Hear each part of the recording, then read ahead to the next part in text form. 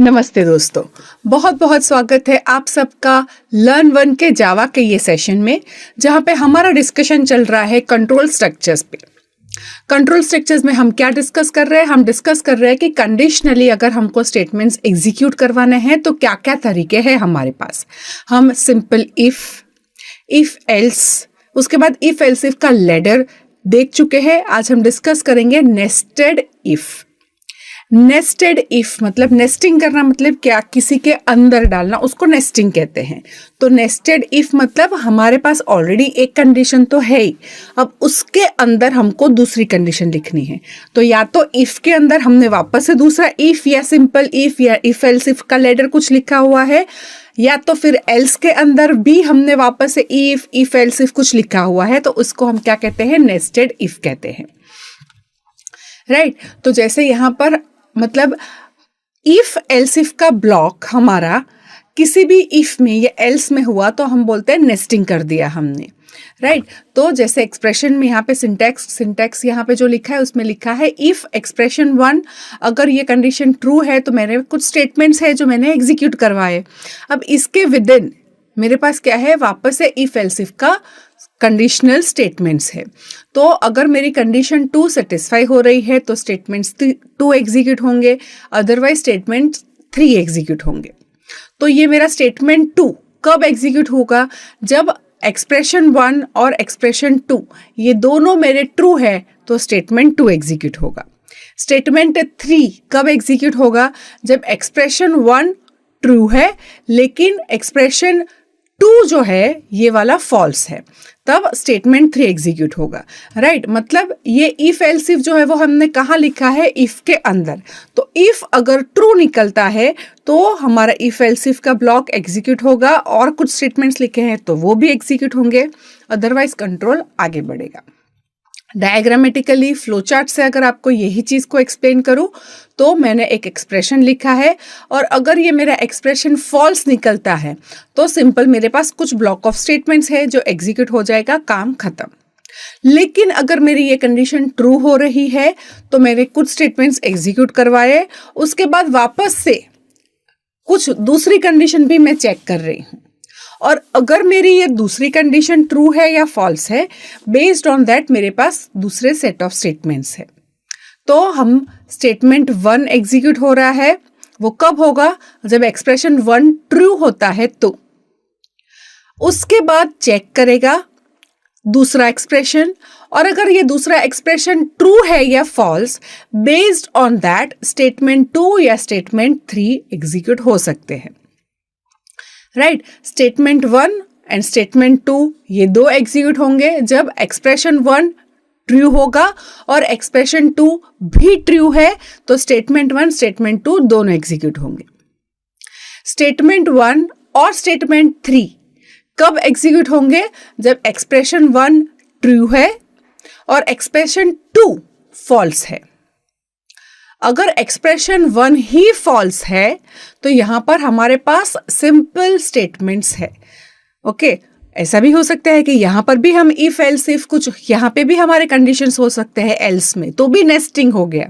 समझ रहे हो? ये एक सिनारियो दिखाया है मैंने कि मैंने इफ के अंदर अगर कंडीशन ट्रू हो रही है तो उसके अंदर इफ एल्स इफ लिखा है, वैसे एल्स में भी इफ एल्स इफ जा सकते हैं, तो भी नेस्टिंग हो गया। नेस्टिंग करने का मतलब क्या कि भाई एक के अंदर दूसरे को डालो। तो एक कंडीशन ऑलरेडी है मेरे पास, एक कंडीशनल एक्सप्रेशंस ऑलरेडी है, और उसके अंदर मैं दूसरे कंडीशनल एक्सप्रेशंस को डाल रही हूं, तो ये हो गया नेस्टिंग। अब यही चीज को हम प्रोग्रामेटिकली और अच्छे से समझ लेते हैं। मैं यहाँ पे क्लास बना देती हूँ और उसका नाम मैं रखती हूँ नेस्टेड इफ डेमो। इसको मैं सेव कर लेती हूँ और इसका नाम दे देती हूँ nested if demo dot Java, right.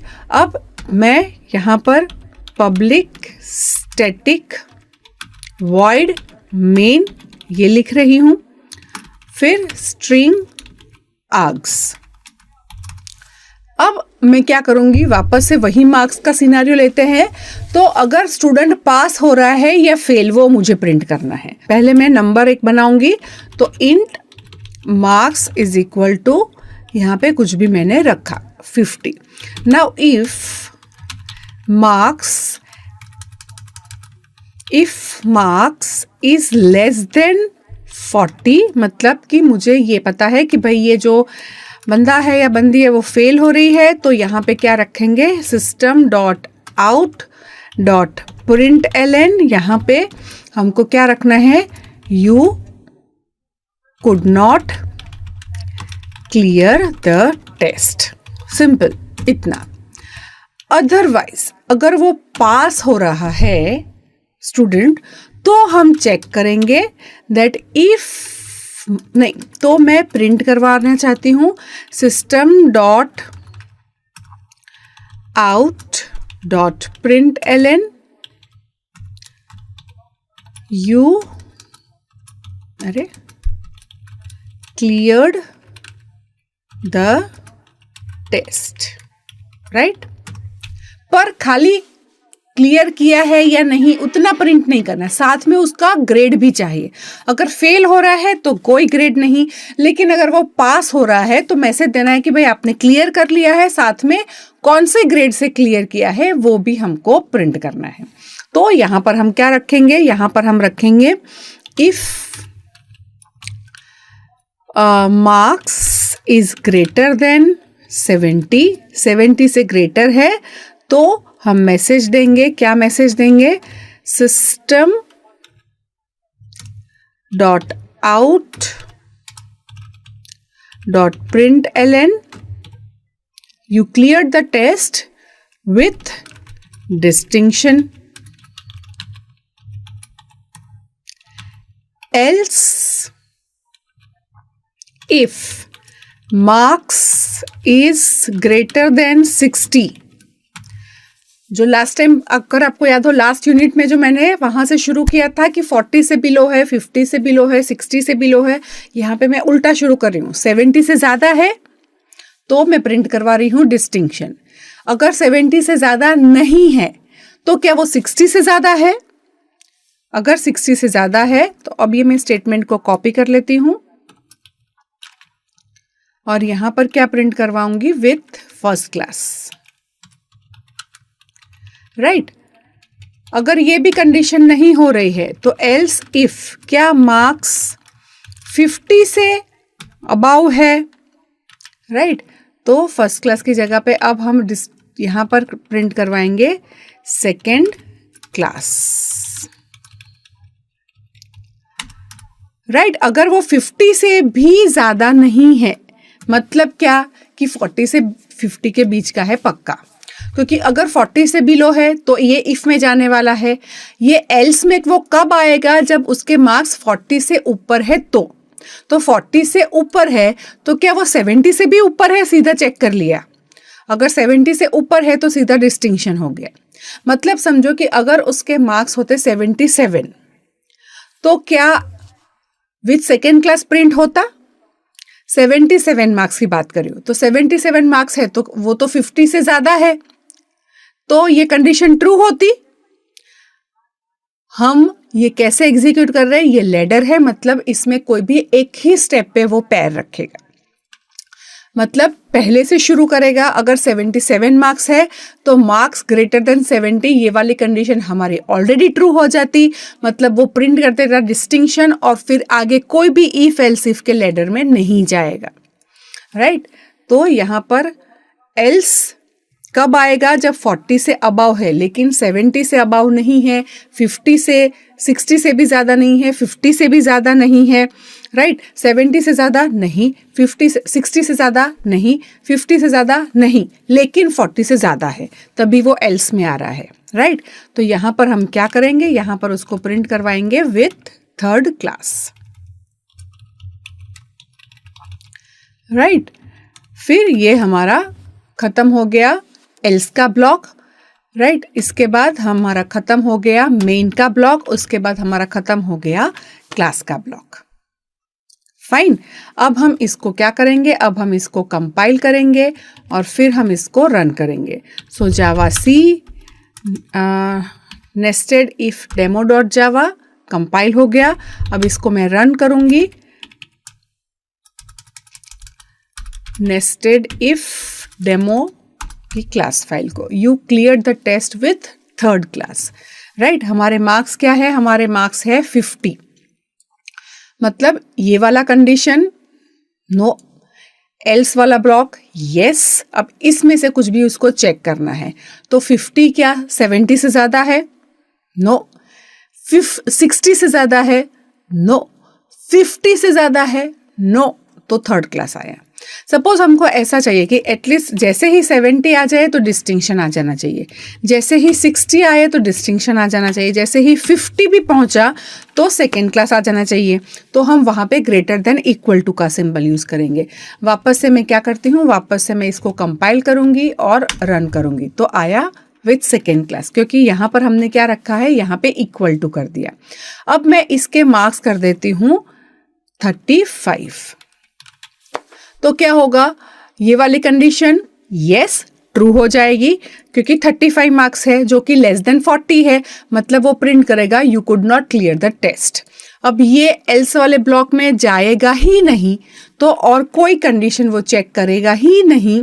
तो हमारा सिंपल एक ही स्टेटमेंट आएगा, ओके, कि आप क्लियर नहीं कर पाए हो। Okay, you could not clear the test, right. वापस हम एक और कंडीशन लेके एक बार चेक कर लेते हैं। मैं रखती हूँ मार्क्स को 95।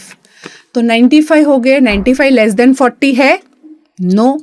अब 95 है, एल्स में जाएगा। एल्स में जाकर क्या यहाँ पर प्रिंट करेगा यू क्लियर द टेस्ट, क्योंकि ये वाला स्टेटमेंट कंडीशन नहीं है, यू क्लियर द टेस्ट। तो जैसे ही एल्स में आएगा you clear the test print हो ही जाएगा। फिर उसके साथ यहाँ पे हम चेक करेंगे क्या वो 70 से ज्यादा है। हमारे मार्क्स कितने हैं 95, तो ऑब्वियसली वो 70 से ज्यादा है, तो विथ डिस्टिंक्शन प्रिंट कर देगा। और फिर इफ यहाँ पर कितने भी और मैंने else if else if else if else if last में एल्स लिखा है, कहीं पर भी वो जाएगा ही नहीं, राइट। और सिंपल यहाँ पर डिस्टिंक्शन प्रिंट कर देगा। इसको मैं क्लियर कर देती हूँ, कंपाइल कर दिया, रन करेंगे तो यू क्लियर द टेस्ट, ये वाला तो एल्स में आते ही प्रिंट हो ही जाएगा। अब बेस्ड ऑन हमारे मार्क्स क्या है, राइट, डिस्टिंक्शन उसने कंडीशन सेटिस्फाई करके प्रिंट करवा दिया, राइट। तो इस तरह से हमने क्या किया, इफ एल्सिफ का यहाँ पर नेस्टिंग कर दिया। फाइन। अगर इसी प्रोग्राम को मैं दूसरे तरीके से भी लिख सकती हूँ। कैसे दूसरा तरीका, ये वाला तरीका तो है ही, इसको मैं कमेंट कर देती हूँ, राइट, ताकि ये लॉजिक हमारे पास रहे। और इसके साथ अब मैं दूसरा तरीका भी लिखती हूँ। हमेशा समझो कि कोई भी काम करने का एक ही तरीका तो नहीं होता है। नॉर्मली सोचो कि चाय बनाते हैं, राइट, तो चाय बनाने के कितने अलग अलग तरीके हैं। कोई पहले चाय में पानी और दूध मिला के उबालते हैं। जैसे ही उबल जाता है पानी और चाय तो उसमें फिर चाय पत्ती डालते हैं, फिर चीनी डालते हैं, राइट। किसी का कोई और तरीका, कोई पहले पानी उबाल देता है, पानी उबलने के बाद उसमें चाय पत्ती डालता है, फिर जैसे ही चाय पत्ती के साथ थोड़ा सा कलर आ गया फिर उसमें दूध डालते हैं और फिर लास्ट में शक्कर डालते हैं। अच्छा, अब कोई और क्या कर सकता है, कोई और का कोई और ही तरीका कि पानी में पहले से चाय पत्ती डाल के फिर उबालते हैं, फिर उसमें दूध डालते हैं, फिर उसमें चीनी डालते हैं। कोई लोगों का कोई और तरीका, वो क्या करते हैं, सब कुछ पहले से ही मिक्स कर देते हैं। जितनी भी चीजें चाहिए, एक कंटेनर तो चाहिए ही, कंटेनर लिया, कंटेनर में दूध डालो, पानी डालो, चाय पत्ती डालो, चीनी डालो, जो भी डालना है डाल दो, फिर उबालने रख दो, उबल के हो जाए रेडी तो चाय पी लो। तो चाय बनाने के जब इतने तरीके हैं तो ऑब्वियसली एक ही प्रोग्राम के भी बहुत सारे तरीके हो सकते हैं, राइट। आपके जैसा थॉट प्रोसेस, वैसे आप सोचोगे, वैसे आप लॉजिक, ये हमारा लॉजिक बना रहे हैं हम। तो लॉजिक हम कैसे बनाएंगे, जैसे हमारा दिमाग चलेगा, राइट। तो किसी का दिमाग ऐसे चलता है कि मैं पहले चेक कर लेता हूँ कि ये 40 से कम है या नहीं, और अगर 40 से कम नहीं है तो मैं बाकी की सारी कंडीशन चेक कर सकता हूं। अब किसी और का दिमाग ऐसे भी चल सकता है that if marks is greater then 40, पहले ग्रेटर देन 40 वाली कंडीशन लिख ली, ग्रेटर देन या इक्वल टू 40 है तो भी वो पास तो है ही। अब अगर 40 से पास ज्यादा है तो मैंने यहां पर मैसेज दे दिया system.out.println कि यू क्लियर्ड द टेस्ट, क्योंकि 40 से अबाव है। फिर हम यहाँ पे चेक करेंगे, क्या चेक करेंगे? अगेन यहाँ पे भी दो तरीके, या तो मैं नीचे से शुरू करके ऊपर जाऊं या ऊपर से शुरू करके नीचे आऊं कि 70 से ज्यादा है, 50 से ज्यादा है, 60 से ज्यादा है, इस तरीके से चेक कर सकती हूँ। या फिर 40 से ज्यादा है, ये तो कंफर्म है, तभी वो इफ में जा रहा है। तो 40 से ज्यादा है तो मैं क्या कर सकती हूँ? If marks is less then 50, marks 50 से कम है, मतलब क्या? 40 से ज्यादा है तभी वो इफ में है, लेकिन 50 से कम है तो यहां पर हम क्या प्रिंट करवाएंगे?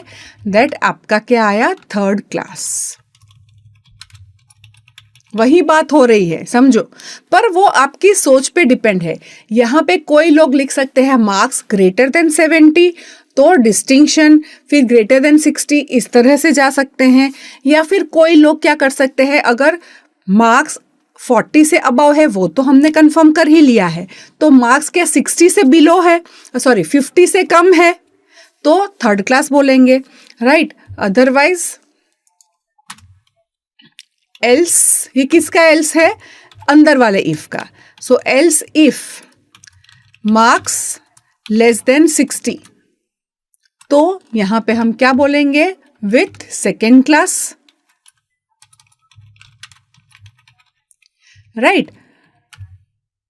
Else if marks less than 70 तो हम क्या बोलेंगे? First class.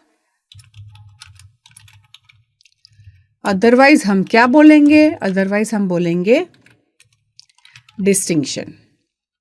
Getting this? तो यही लिखने के बहुत सारे तरीके हैं अलग अलग, राइट।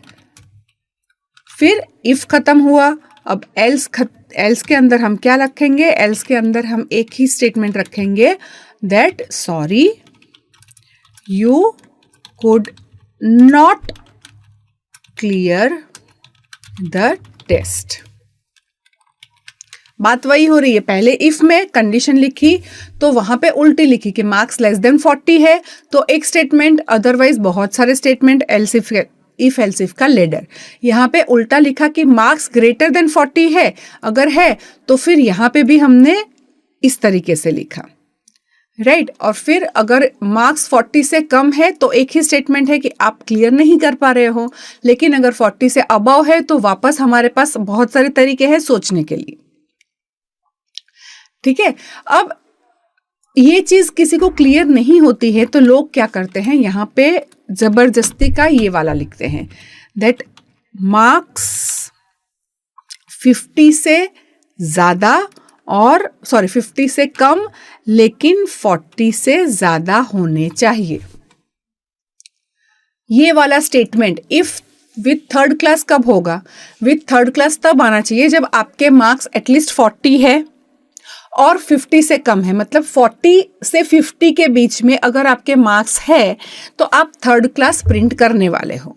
तो इस तरीके से दो स्टेटमेंट, ये एंड है ना, तो इस तरह से दो एक्सप्रेशन भी लिख सकते हो, दैट मार्क्स क्लैरिटी हमको रहे कि भाई मार्क्स 50 से कम है एंड मार्क्स 40 से ज्यादा है तो थर्ड क्लास है। ऐसे भी आप लिख सकते हो, लेकिन ये एक्सप्रेशन लिखना ये सिनारियो में जरूरी नहीं है। क्यों जरूरी नहीं है? क्योंकि हमको पता है कि मार्क्स ग्रेटर देन 40 होने पे ही ये पूरा ब्लॉक आने वाला है, तो वापस लिख के क्यों रिडंडेंसी इंक्रीज करना, क्यों वही के वही कोड को दोबारा लिखना, रिडंडेंट बनाना, राइट। तो जो लॉजिक में क्लियर नहीं होते हैं वो ऐसे यहाँ पर भी एंड लिख के एक ही एक चीज को दोबारा लिख रहे हैं। ये तो हमने लिख ही दिया है ना, वापस यहाँ पे लिखने की क्या जरूरत है ना। सिमिलरली कोई क्या करेंगे कि भाई 40 से 50 के बीच का नहीं है तो यहाँ आके फिर यहाँ पे एंड मार्क्स 60 से तो कम है ही, लेकिन क्या 50 है, एटलीस्ट 50 है, तो भाई एटलीस्ट 50 है तभी तो इफ एल्स इफ में आगे बढ़ रहे हो आप, नहीं तो यही वाले पे अटक जाते। तो ये स्टेटमेंट की ज़रूरत नहीं है, इसको हमको डिलीट कर देना है, राइट। अभी के सिनारियो में ये हमको बिल्कुल भी नहीं चाहिए, क्योंकि हमारी कंडीशन हमने जो लिखी है उसी में पहले सेटिस्फाई हो जाता है कि भाई 40 से अबाव है तो ही नीचे वाला ब्लॉक आ रहा है, राइट। तो इसलिए हमको क्या है, ये चीज़ों को ध्यान में रखना है कि आप क्या लॉजिक बनाते हो। नहीं तो क्या है, ज़बरदस्ती का पानी उबाल उबाल करके आधा हो जाएगा, फिर और डालोगे, ये सब आपका मतलब जो मैं बोल सकती हूँ मेहनत बढ़ जाएगी, आपकी बढ़ेगी टाइपिंग की और कंपाइलर की चेक करने की, जो कि ज़रूरी नहीं है, राइट। तो आप कैसे लॉजिक लिखते हो उससे प्रोग्राम की एफिशिएंसी बोलते हैं इसको, राइट। इसमें आपका भी टाइम जाएगा और कंपाइलर का भी टाइम जाएगा, और लेटर ऑन समझने में आप ही दिक्कत से समझोगे कि यहाँ पे लिखा है, यहाँ पे एंड से ये वाली भी कंडीशन है, तो कैसे हो रहा है ये प्रोग्राम, तो आप उसको क्लैरिटी से समझ नहीं पाओगे।